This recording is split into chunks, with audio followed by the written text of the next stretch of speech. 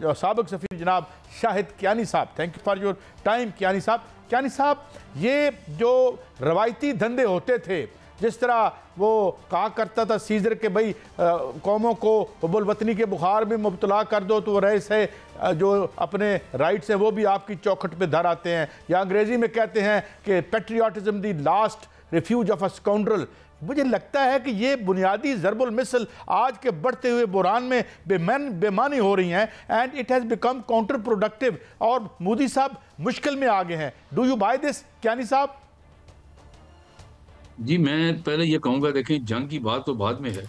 अब सोचें कि इंडिया जो मानना पड़ेगा इकोनॉमिक पावर, तो राइजिंग इकोनॉमिक पावर है, उसकी इमेज क्या रही है? क्या आप मुझे बताएं कि बाहर के ममालिक जो हैं वो क्या इसकी इंडिया की जो भी कहेगा उसको मान लेंगे? देखें इमेज प्राइम मिनिस्टर मोदी की तो अपनी डैमेज हुई, मुल्क की जो डैमेज हुई है, आप देखें ना, मैं आपको दूं एक मिसाल कि उनकी हमारी कॉमनैलिटीज़ बहुत हैं कल्चरल। आप बताएं कि जब वहाँ पर पहलगाम में जब ये 26 बंदे मारे गए और दुख है जो मारे गए, उसके ऊपर 1 घंटे के अंदर उन्होंने हमारे पे इल्ज़ाम लगा दिया। भाई पूछें कि यहाँ पर आपके किसी थाने में चले जाएं और कहें जी मैंने ये कत्ल कर दिया, कुछ हो गया या किसी ने कत्ल कर दिया, वो उसी वक्त रिपोर्ट दर्ज कर देगा? नहीं होता। यहाँ मुल्क जो है दूसरे पे इल्ज़ाम लगा रहा है और प्रूफ कोई नहीं दे रहा। अब आप देखें कि इसके ऊपर स्टेट डिपार्टमेंट ने पाकिस्तान के प्राइम मिनिस्टर की सपोर्ट किया कि जी एक इसकी इन्वेस्टिगेशन होनी चाहिए, उसका इंतजार भी नहीं किया। और वहाँ पर मैं तो ये भी सोचता हूँ क्या इन्होंने अपनी फौजी जो उनके हेड्स थे तीनों फोर्सेस को, उनसे क्या कंसल्ट किया था कि भाई आप ये यहाँ पर अटैक करें? मेरा नहीं ख्याल। और इसी वजह से इमेज डैमेज हुई है इंडिया की बहुत सख्त। प्राइम मिनिस्टर मोदी की तो अपनी हुई है। मैं तो कहता हूँ कि वेस्टर्न कंट्री उनको सपोर्ट कर रही हैं, जिनसे क्लोज ताल्लुकात हैं, उनको सोचना चाहिए कि यार ये जो मुल्क बोल रहा है क्या इस पर हमें एतबार करना चाहिए? इमेज बहुत खौफनाक डैमेज हुई है और मुझे हैरानगी नहीं होगी कि प्राइम मिनिस्टर मोदी को उनकी पार्टी वाले थोड़ा अरसे बाद फारगी कर दें, क्योंकि क्या ये रीड कर, क्योंकि मैं आपको मिसाल देता हूँ, ये जब सेकंड वर्ल्ड वॉर खत्म हुई तो प्राइम मिनिस्टर चर्चिल जो थे जिन्होंने जंग जीती थी, उनको इलेक्शंस में हारे क्योंकि लोगों ने कहा कि हम आपकी जरूरत नहीं है, हम अभी एक पीसफुल जो नेशनल सर्विस है और जो हमारे दूसरे इश्यूज हैं उनको हल करेगा।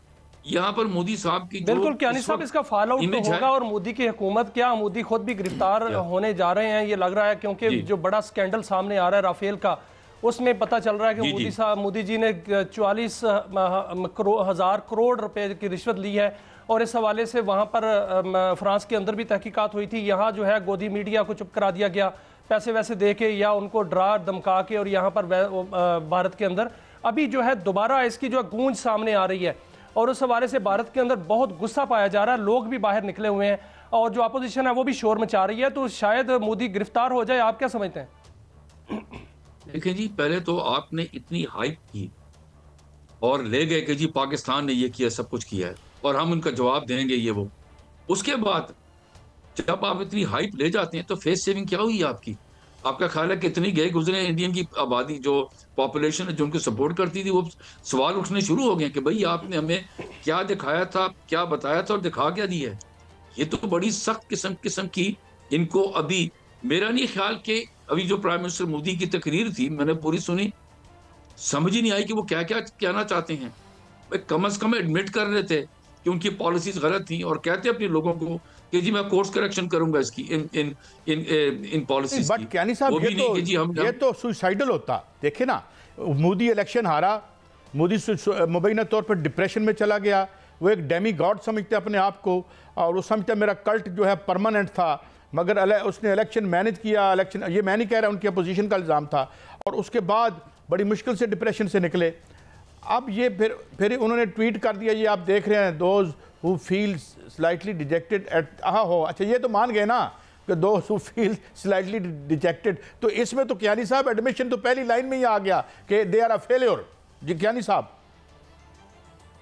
फेलियर तो है, लेकिन अब देखें ना, इतनी बड़ी इमेज डैमेज हुई इंडिया की, लोगों को ये बताया गया जी पाकिस्तान को खुदा खास्ता हमने ये कर दिया वो कर दिया, कुछ भी नहीं हुआ।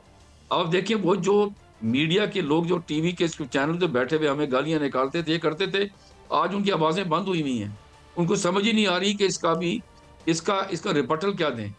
और लोग जो हैं सीनियर एलिमेंट जो इंडिया के अंदर, आप देखें पार्लियामेंट के अंदर जो सवाल उठ रहे हैं वो क्या कर रहे हैं, वो सवाल कर रहे हैं।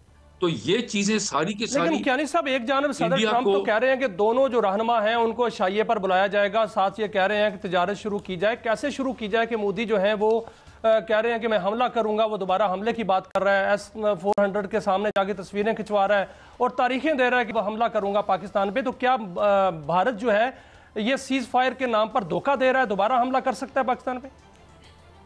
लेकिन जी इनके मुतालिक आप कुछ नहीं कह सकते। मैं आपको बता दूं, प्राइम मिनिस्टर मोदी के मुतालिक कुछ नहीं कह सकते कि इतनी फ्रस्ट्रेशन हुई है।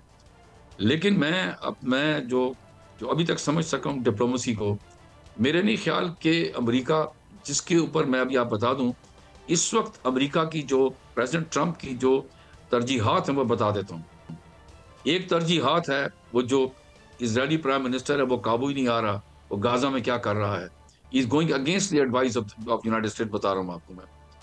दूसरा, ईरान के साथ जो न्यूक्लियर उनकी जो डायलॉग चल रहा था उस पर की है।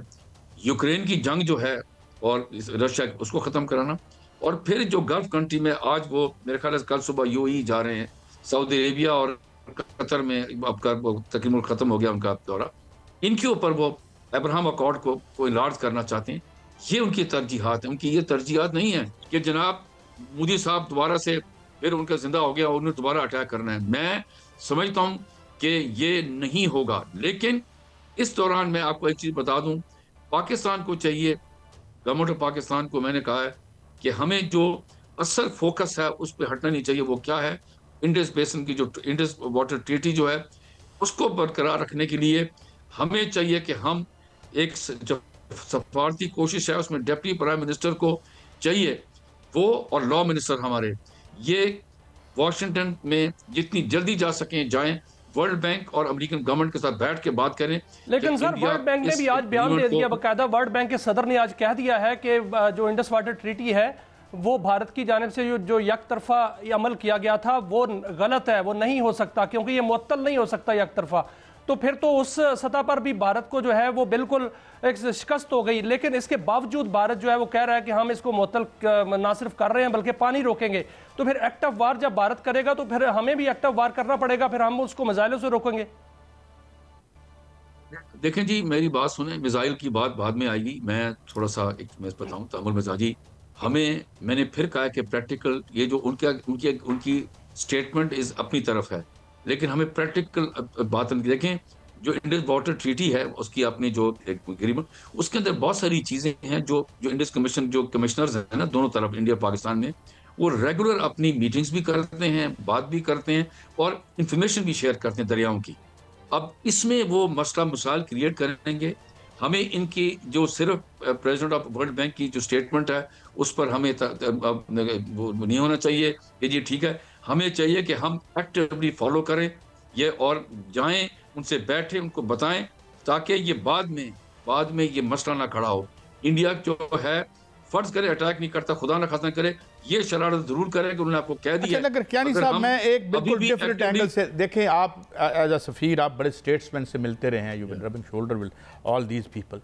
ये क्या ट्रेंड आया है, नेतान्याहू हो यानी ये मोदी हो, just one single person to keep himself into power, वो हर कुछ बर्बाद करके रख देना चाहते हैं। नेतान्याहू बाद निकलेंगे, उनको तो वारंट पहले निकले हुए हैं इंटरनेशनल क्रिमिनल कोर्ट में, अपनी कोर्ट उनको ढूंढ रही है। मोदी साहब जो है उन्हें डर है कि भाई मैं तो एक ये पूरी दुनिया में पहले कभी इस तरह का आपने नज्म नस्क देखा था कि इस तरह के जराइम पेशा लोग मुसल्लत हों और फिर वो अपने आप को, अमित शाह जो तड़ी पार था, और भी मुल्कों की मैं मिसालें नहीं देना चाहता, मगर इस तरह के लोग आपने अपने तजुर्बे में देखे हैं कि भाई होता था, सेल्फ इंटरेस्ट भी होता था।